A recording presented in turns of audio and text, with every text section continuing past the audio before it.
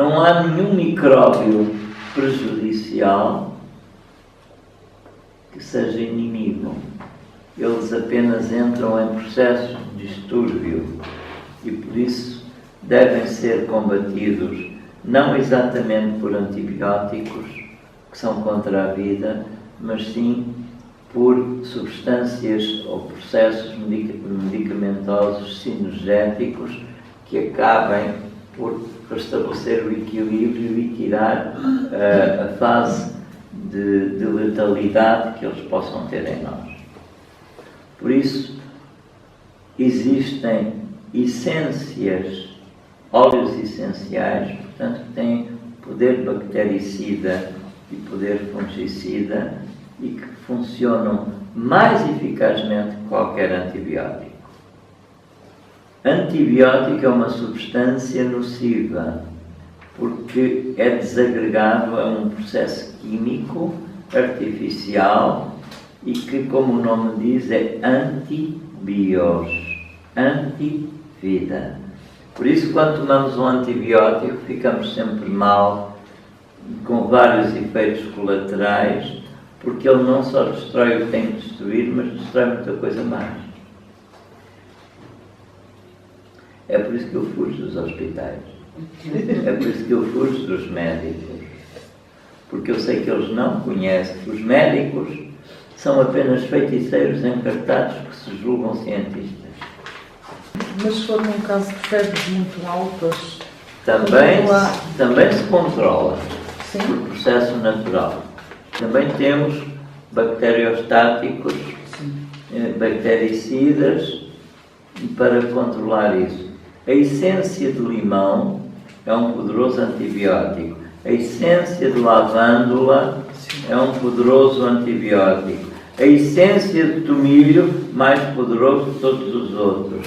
A essência de orégano, também. A essência de pinheiro, idem. A essência de cedro, idem. Bem, não faltam.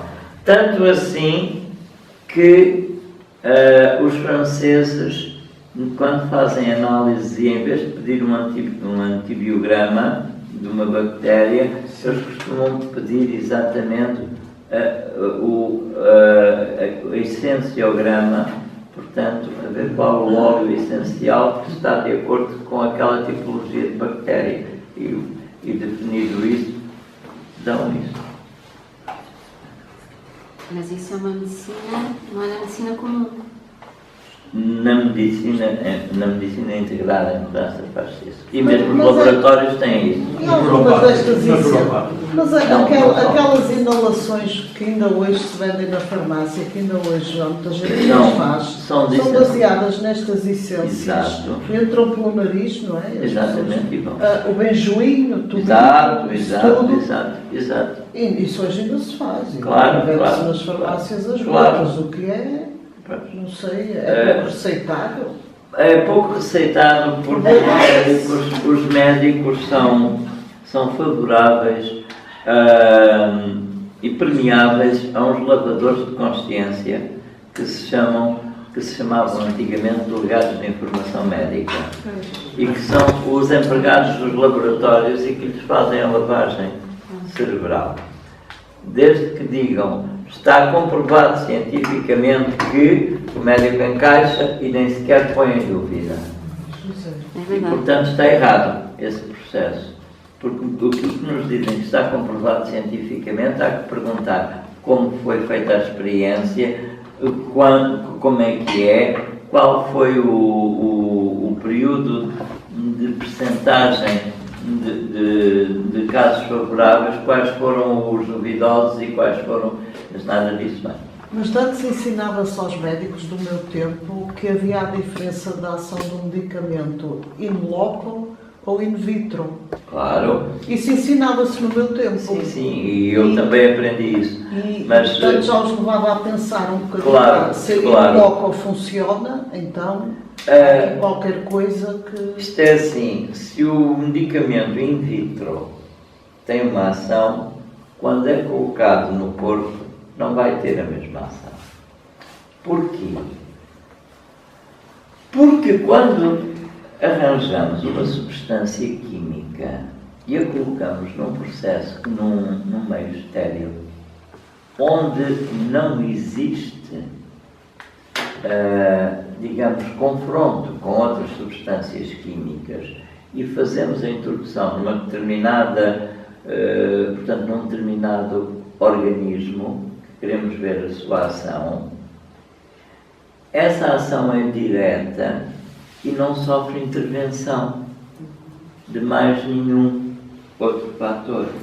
Logo, é uma experiência prejudicada logo à partida. Porquê? Porque o corpo humano é um laboratório de biofísica vivo, onde as reações químicas estão em constante movimento. Logo, toda a substância química que aqui for introduzida vai sofrer interações de várias outras reações químicas do próprio quimismo orgânico. Logo, a ação nunca será a mesma daquela que foi testada em laboratório. Queres um exemplo? Lembras-te de Cornell? Exato. Tinha reações extrapiramidais. Claro. Eu era miúdo, tinha orquídeos. Davam-me Cornell. E eu acordava à meia-noite com pesadelos e aos gritos, compressões da medula e coisas assim. Claro. Aliás, naquele nosso tempo,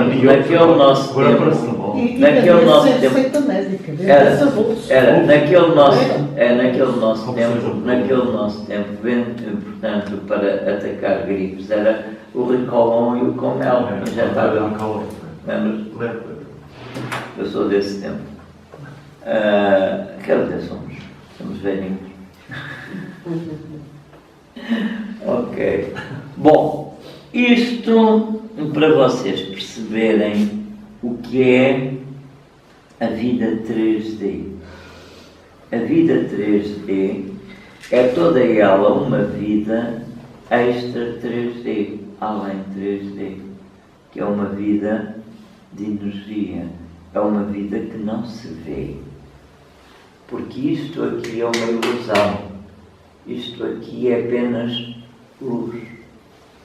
Nós somos, a matéria é luz, a matéria é apenas e somente energia cristalizada ou condensada. Então dizia Albert Einstein. Porque o que nós temos são spins dos átomos todos que estão agrupados. Os átomos agrupados formam as moléculas. E as moléculas agrupadas formam os compostos. Perceberam? E os átomos são energia, são invisíveis, não são matéria física. Só há uma única matéria, a matéria energética. Continuando.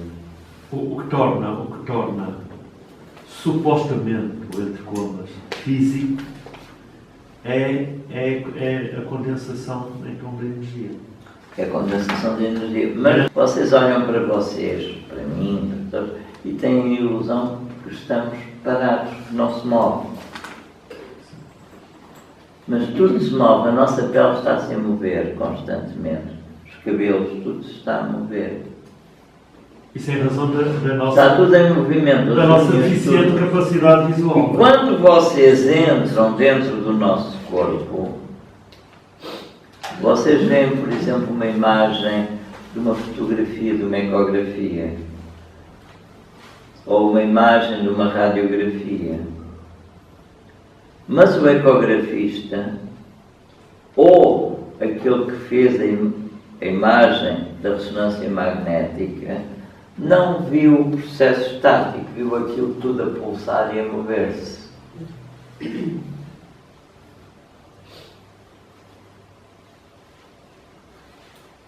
Eu, quando, nos meus inícios de vida médico, trabalhei com ampolas de raio-x no próprio consultório, tínhamos uns aparelhos de raio-x portanto, disponíveis na consulta para poder fazer o despiste à tuberculose, que era o grande ponto da situação naquela altura, eram chamados exatamente, portanto, unidades de radioscopia. E as unidades de radioscopia funcionavam e, portanto, eu punha os meus doentes atrás do aparelho. Claro, eu estava vestido também com o avental de proteção, etc. Quando eu pressionava, eu via a radiografia, via o doente, mas via também os movimentos. Todo imagiologista vê a movimentação do interior do corpo. Nada está parado. E quando morremos, esses órgãos ficam parados. Já não os vemos moverem-se. Mas continua a haver uma movimentação e essa é invisível. Trata-se de uma movimentação celular que se vai desagregando e que se vai decompondo, que é a destruição do corpo para regressar à essência. Por isso nós apodrecemos depois de mortos, para poder mandar toda aquela podridão à Terra, porque a Terra é que a transforma. E a Terra necessita de matéria orgânica, mesmo em decomposição. Nutre-se disso. E daí nascem plantas mais fortes. Ora bem, conhecer a vida além da 3D. Consciências movem para se expressar, elas movem veículos. Elas têm que se deslocar em veículos. Tal como nós, consciência, quando queremos ir a um outro sítio que é longe, metemos num veículo automóvel que passa a ser uma consciência que nós acionamos para nos levar ali, àquele lugar. É uma consciência mais bruta, mas é uma consciência. E hoje em dia estão fazendo automóveis que já falam para o automobilista, que dão bom dia e respondem, e que inclusivamente se vê a imagem do que está a passar à volta e tudo no ecrã, como se fosse a Guerra das Estrelas. E é para entenderem o que é esta vida além 3D. Ou seja,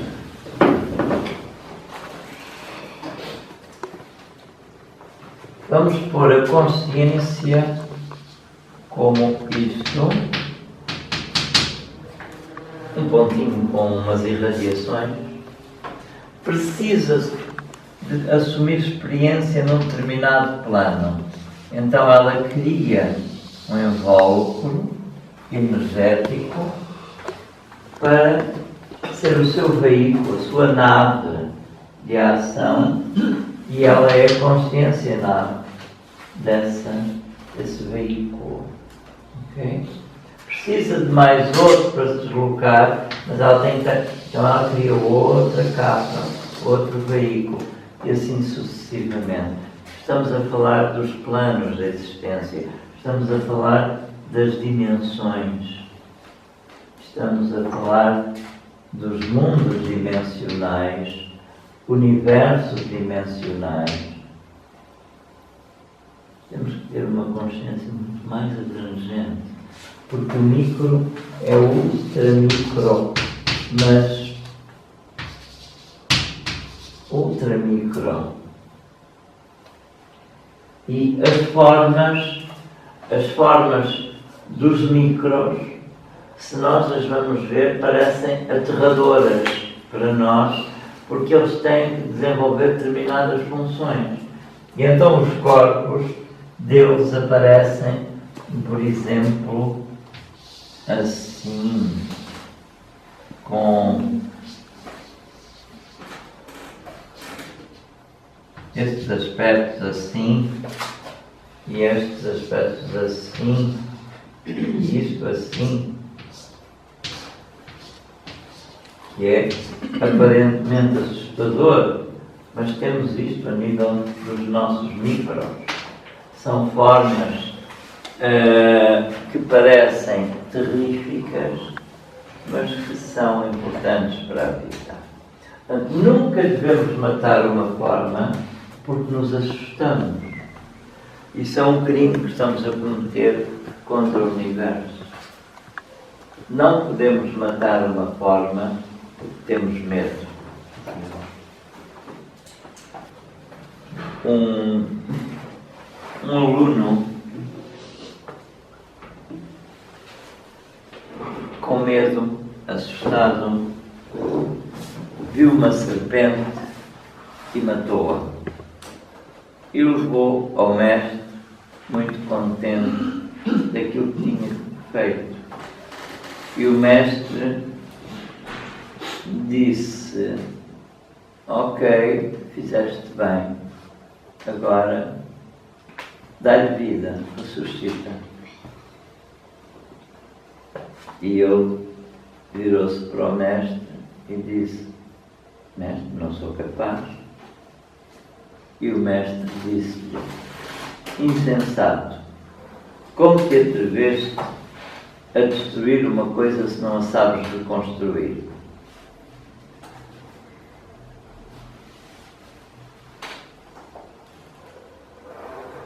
Portanto, nunca podemos nem devemos destruir algo que não podemos novamente pôr em marcha. Não devemos fazer isso. A consciência vai frequentar determinados veículos, como eu disse, para se mover e para trabalhar. Os veículos mais baixos são a quinta dimensão, a quarta dimensão e a terceira dimensão. A quinta dimensão é a mental, portanto, chama-se mundo manásico, ou de manas, manásico. É um mundo inferior da mente. Apesar da mente estar dividida em duas fases, mente com forma e mente sem forma, que é o manas rupa e manas arupa, rupa e arupa, que é sem forma. A mente, esta e esta. Esta é frequentada e impulsionada pelo plano intuicional, por um outro nível de consciência, mais acima. Mas esta aqui, com forma, é a mente chamada concreta, rupa, e portanto funciona pelos rupakayas, ou seja, os corpos ou veículos da mente. Rupa Kayas. Kayas, ou Kaya, quer dizer corpo, corpo mental. Então, o que se fala muito da quinta dimensão é ir viver no sistema de Rupa, portanto, num nível de Rupa. E isso não é assim tão superior como parece. Não é assim tão fantástico. Todavia, como está num processo mais elevado, terá o benefício deste lado, poderá ter maior evolução na consciência. Mas a mente, portanto, o plano mental, a mente, ela mente. A mente mente. Gera a ilusão, a falsa realidade. Nestes campos de falsa realidade, quando o plano manásico desce ao plano abaixo, que é a quinta dimensão, passa para a quarta dimensão, é o plano astral. Plano astral. Então, no astral é o mundo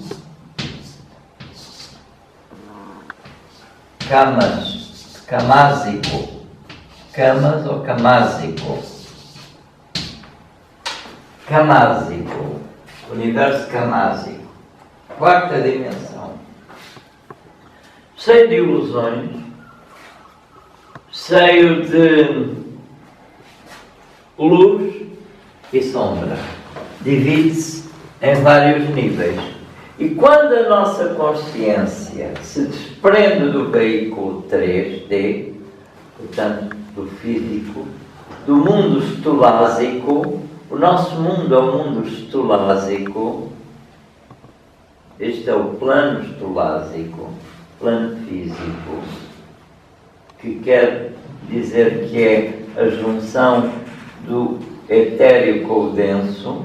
Quando nós nos libertamos daqui, passamos a estar, primeiro, por isso é que precisamos de estar 3 dias antes de enterrar, porque passamos primeiro para o plano etéreo, saímos do físico denso, saímos do denso para o etéreo, que leva 72 horas a 80 e pouco horas a desfazer, a desagregar. Então entramos no camas, no plano camásico, após a morte. E aí temos que passar pelo umbral. O umbral, o que é? O umbral é uma zona de porta interdimensional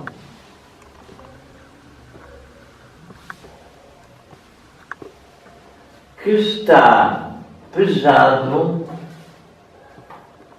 de energias mentais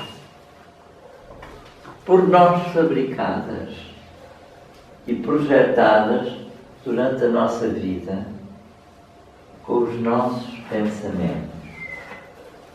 Gerou formas, criou vida, alimentou e estão lá à nossa espera no umbral para nos assustar, nos aterrar e nos não deixar passar para o outro plano de mais luz.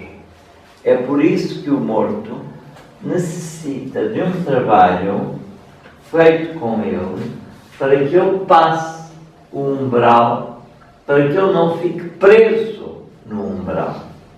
Quando fica preso no umbral, pode arrastar-se por séculos do nosso tempo a sofrer horrores no plano astral sem poder chegar à luz. É isso que se chama de purgatório, que é um tipo de inferno igual ao nosso e um pouquinho pior que o nosso, onde as almas são torturadas constantemente pelo fogo da sua consciência. É o terror do alto projetado processo.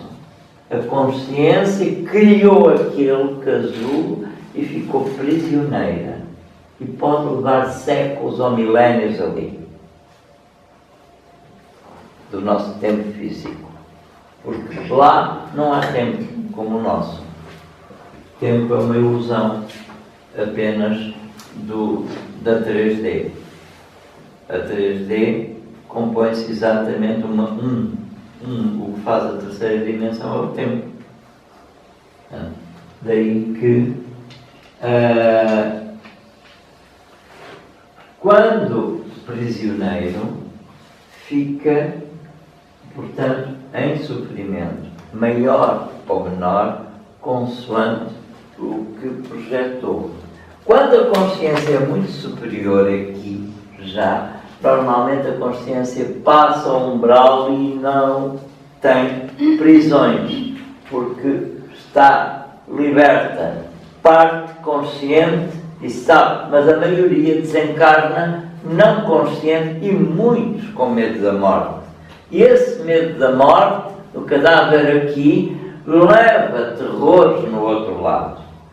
Goethe, um célebre filósofo, o filósofo alemão, andou muitos anos no inferno depois de morto, porque ele morreu com horrores e estertores de medo da morte. Todos os materialistas vão parar ao inferno depois de morrer. Todos os materialistas vão parar aos infernos. Porquê? Porque como são materialistas, não aceitam a vida espiritual, depois ao verem algo lá, enchem-se de medo e caem no umbral. São todos vítimas do umbral. Daí que é necessário um grandíssimo trabalho com as almas. É preciso trabalhar muito estes seres. Hoje estou aqui, já estou refeito com a graça suprema. Hoje, a queda que eu dei foram consciências do umbral que não queriam que eu viesse dar esta aula. Portanto, e fizeram com que eu ficasse imobilizado para não vir dar a aula. Mas a minha consciência é superior à limitação e eu disse, eu vou. Estou aqui.